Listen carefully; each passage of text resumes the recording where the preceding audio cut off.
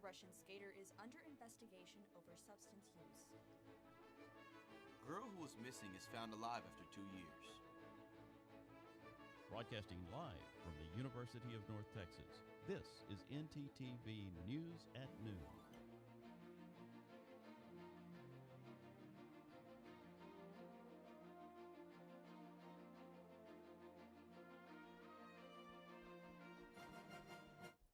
Thanks for joining us on ntTV News at Noon. I'm Jalen Jackson. And I'm Andrea Valdez. UNT has set a new enrollment record for the spring semester, surpassing 40,000 students. Over the course of 12 days into the spring semester, the campus saw a 6% growth from last year. UNT is also designated as a Hispanic Serving Institute with at least 25% of undergrad students coming from a Hispanic background. Maple Professor Thorne Anderson created a documentary that features efforts to reduce domestic violence. His film Beyond Conviction includes a look in the lives of victims and perpetrators of domestic abuse.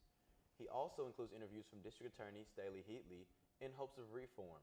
UNT will be hosting a screening February 24th. The event is free and open to the public. It begins at 6 p.m. in the Lyceum located in the University Union. Jalen, this morning I walked out of my home, and as soon as I opened the door, the wind literally knocked me over, but luckily I made it here just in time. I can definitely understand that. I had to lean towards the wind so I wouldn't get knocked over. But hopefully our weather anchor Ryan Cantrell can tell us if the wind has calmed down since then. Ryan? Well, guys, I can definitely agree that today is perhaps the windiest I have ever seen it in my time in Denton. So speaking of, let's talk about current conditions. So currently in Denton, we're at 66 degrees under overcast skies. Feels like 70. But like I said, with the wind roaring at 82 miles per hour southbound. Now on to tonight, we should expect similar temperatures, 64 degrees actual temperature. But we are expecting a cold front tonight to hit around 1 a.m. and it could possibly bring some showers and thunderstorms, spawning the threat of severe weather. Winds will still continue to be 15 miles per hour, and on to tomorrow. It'll be cloudy in the morning, but it'll clear up for tomorrow night. 41 degrees and at a very chilly 31-degree feeling temperature. Winds will shift from the south to the north at 24 miles per hour. That's all I have for current weather. I got your full weather and 7-day forecast coming up. Stick with us. Andrea? Thanks, Ryan. COVID-19 cases may be dropping in the U.S., but is it time to ditch the use of masks yet? The CDC says otherwise. CNN reporter Britt Conway has more. We're going in the right direction. And that's down. The U.S. is averaging a little more than 151,000 new COVID-19 cases a day, down 44% since last week. Hospitalizations are on the way down too. Nearly 83,000 people are in the hospital with COVID-19 as of Tuesday, but it's a 23% drop from last week. Deaths from COVID-19 are still high, about 2,300 a day. Still, it's 10% less than last week. If we continue to go in this direction, we'll start to see a lightening up of the mitigations that are going on, which is what we're all hoping for. So why not now? Health experts say it's all about perspective. Look at the 7-day moving average of reported deaths. More people are dying now than at any point in the pandemic except last winter. As we are encouraged by the current trends, we are not there yet. Even though many Americans are there, ready to ditch the masks. Indoor masking requirements are easing up around the country, even against current CDC recommendations. The agency released this statement saying, "As always, CDC is regularly reviewing our guidance to ensure we're providing science-based recommendations that are most relevant for each moment of the pandemic. We'll communicate any updates on our mask recommendations publicly if and or when they change." Which means you can expect lots of questions this morning during the White House COVID-19 response team briefing. I'm Britt Conway, reporting. Russia's military has released footage of what they say are tanks and other military vehicles being moved by train over a bridge in Crimea.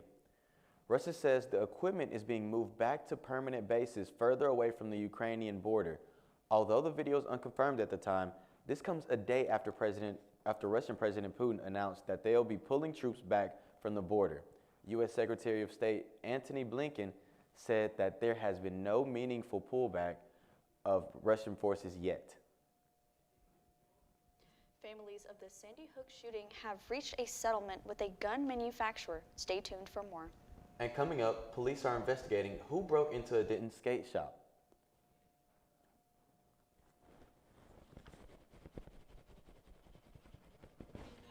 President of Black Film Club, and what I love about BFC is the atmosphere and the members. The family feel that we have in our club is really genuine. What about you, Bree? My name is Bree. I'm the Vice President of Black Film Club, and what I love about Black Film Club is it's a small but close, like, little family. You know, I feel like a lot of times when you go to a PWI, it's hard to find like a Black community that share the same interests in you. So I'm very blessed and grateful to have, found my family. What I would say I like about Black Film Club is obviously the environment that it sets for everybody. I love the officers. I've been rocking with basically all of them since day one, since freshman year. We all came in here at the same time, all got involved with Black Film Club at the same time. So it's been a nice community to grow with, and then seeing new members come, seeing them get interested, seeing how they like Black film, teaching them what we can teach them before we leave, and giving them the mantle to take over. It's a blessing.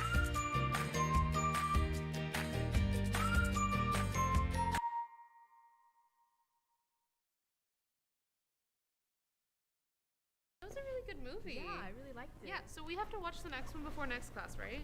We do? I think so, but it's not on Netflix and it's not on Hulu, so... Man, I don't want to pay for that. So what do we do? You think there's a place we could go to get the movie? I'm not sure, maybe? Oh, there's a place to get the movie.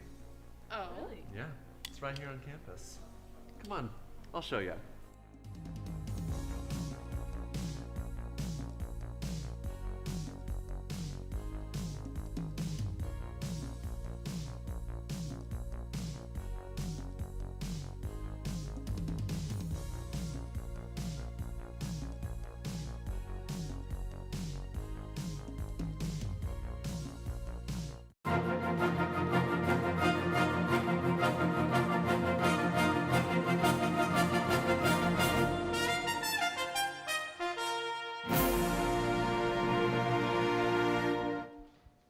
A young girl who was shot on Monday has tragically passed away. 9-year-old Arlene Alvarez was in the car with her family on the way to get pizza when a man opened fire on their truck. The suspect, who had just been robbed himself, believed he saw the thief get into the vehicle and began shooting. Xavier Walton, KHOU, sits down with Arlene's father about his little girl. I had to try to hold them, be strong for them. Really for my wife, my kid, my other son. He saw everything. He cried, and it's weird because he was a speech delayed. He was a speech delayed son, so he never really talked. My daughter would always talk for him. She knew what he wanted and what he was trying to say. The suspect, Tony Earls, has been charged with aggravated assault with a deadly weapon. The man who robbed Earls has not yet been located. A settlement between a gun maker and families of one of the most infamous mass shootings in America has made history. Families of some of the Sandy Hook Elementary School shooting victims have reached a $73 million settlement with Remington and its insurers. CNN's Darrell Forges reports. Today is a day of accountability for an industry that has thus far enjoyed operating with immunity and impunity. Gunmaker Remington has agreed to the settlement with the families of 5 children and 4 adults killed in the massacre at Sandy Hook Elementary School. Every single day we miss who Rachel would be. The settlement comes more than 7 years after the lawsuit was officially filed. Remington manufactured the Bushmaster AR-15 style rifle used in the 2012 attack that left 20 children and 6 adults dead in Newtown, Connecticut. It's not a useful weapon for hunting or for self-defense. It was designed to kill quickly and efficiently. With Remington now in bankruptcy, families will split the $73 million settlement. Plaintiffs' attorneys say that is all the available coverage that Remington's 4 insurance carriers could pay. The other key part of the deal, the families have gained access to thousands of pages of internal company documents, and their attorneys say they have the right to make them public. But you are going to get lawyers for the families claim Remington knowingly and negligently marketed military-grade weapons to unstable individuals. These families, they would pay everything. They'd give it all back just for 1 minute. That would be true justice. I'm Daryl Forges reporting. A $33 million settlement was offered to the families by Remington last summer, and the year before, Remington filed for bankruptcy for the second time in 2 years. A young girl that had been missing for 2 years was found Monday after investigators found her hidden under a staircase. The child went missing back in 2019 when she was just 4 years old. After executing a search warrant, the girl was found stashed away, hiding with her biological mother in a secret room underneath the home's staircase.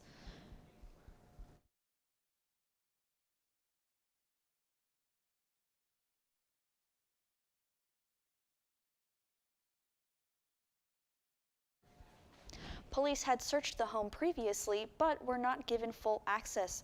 The child's biological mother, father, and grandfather are now facing charges, and the girl has been reunited with her legal guardian. The U.S. has suspended avocado imports from Mexico after a U.S. official was threatened. A USDA food inspector received a threatening call to his official cell phone, according to Mexico's agriculture ministry. With less product coming in, avocado farmers in the U.S. are struggling to meet demand. CNN Kimberly Cruz reports.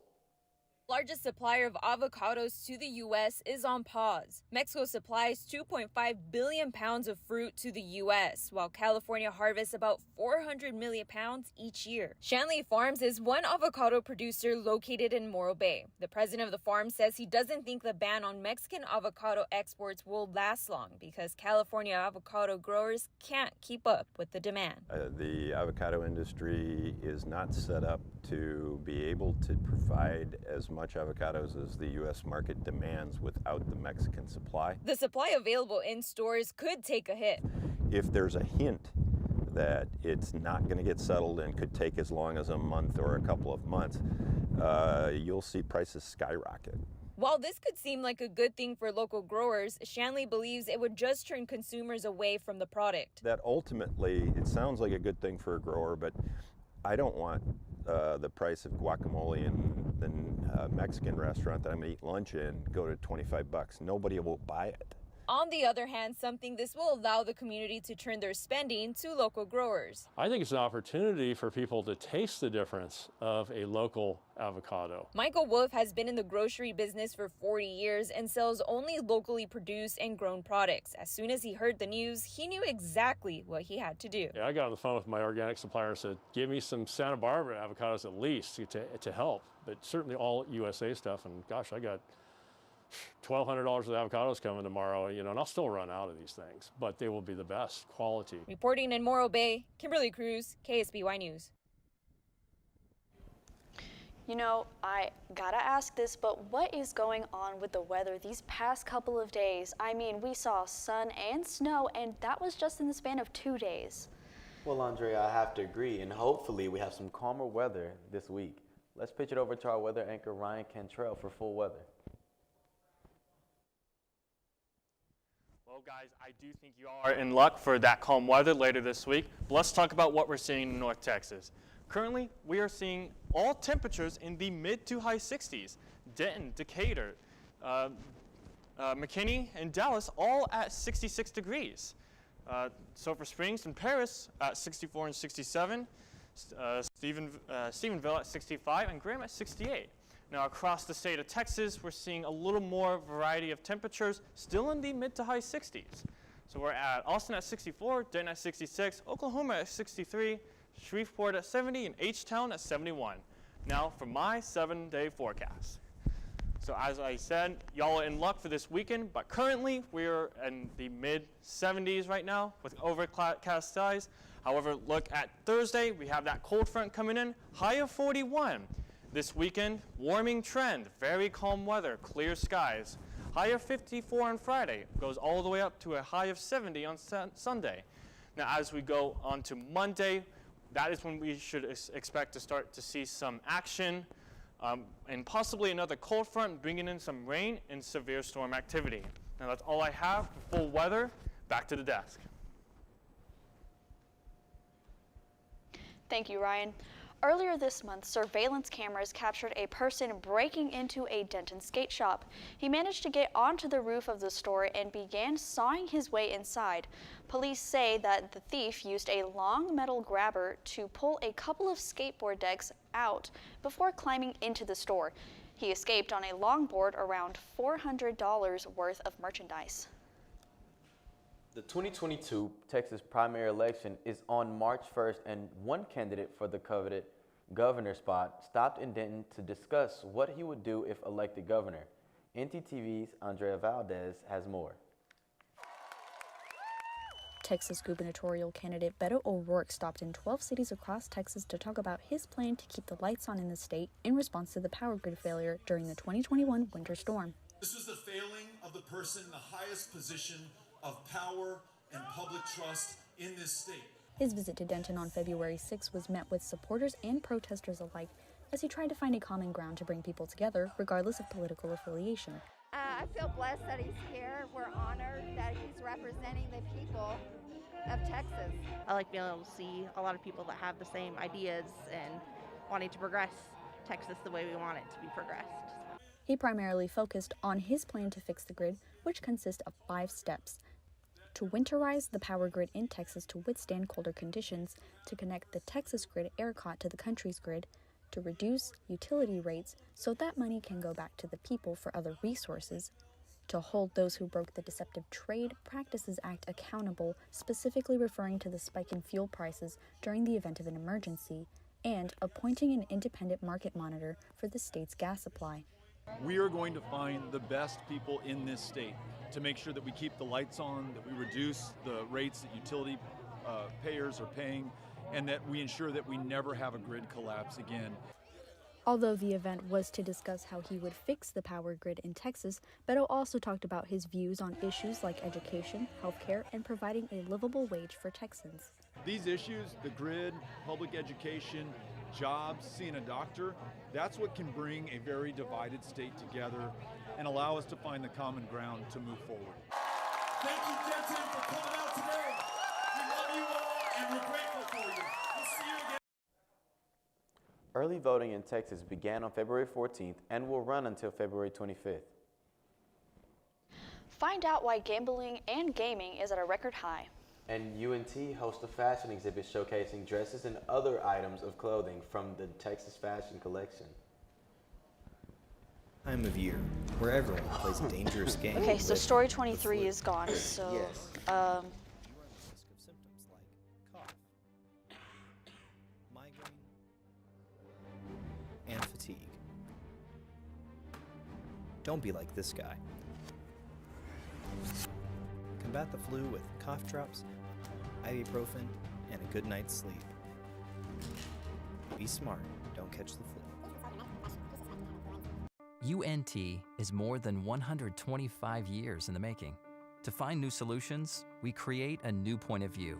We know what's possible when creativity, originality, and independent thought converge.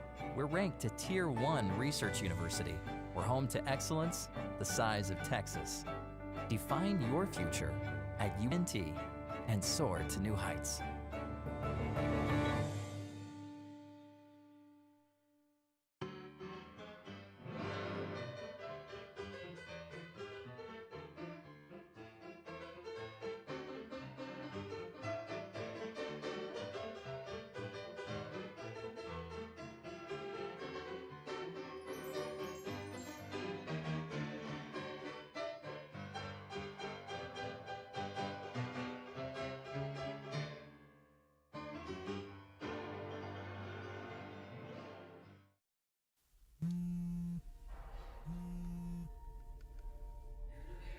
Sorry.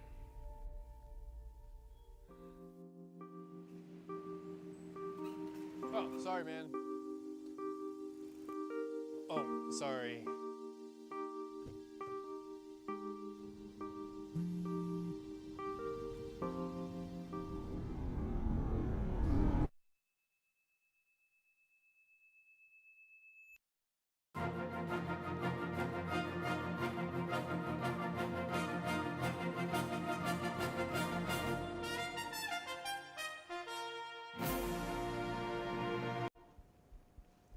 The rising inflation across America is hitting families hard, leaving people struggling to buy basic necessities. CNN's Vanessa Yurkovich has the details. Across America, families are spending $276 more per month on average because of inflation, according to Moody's Analytics.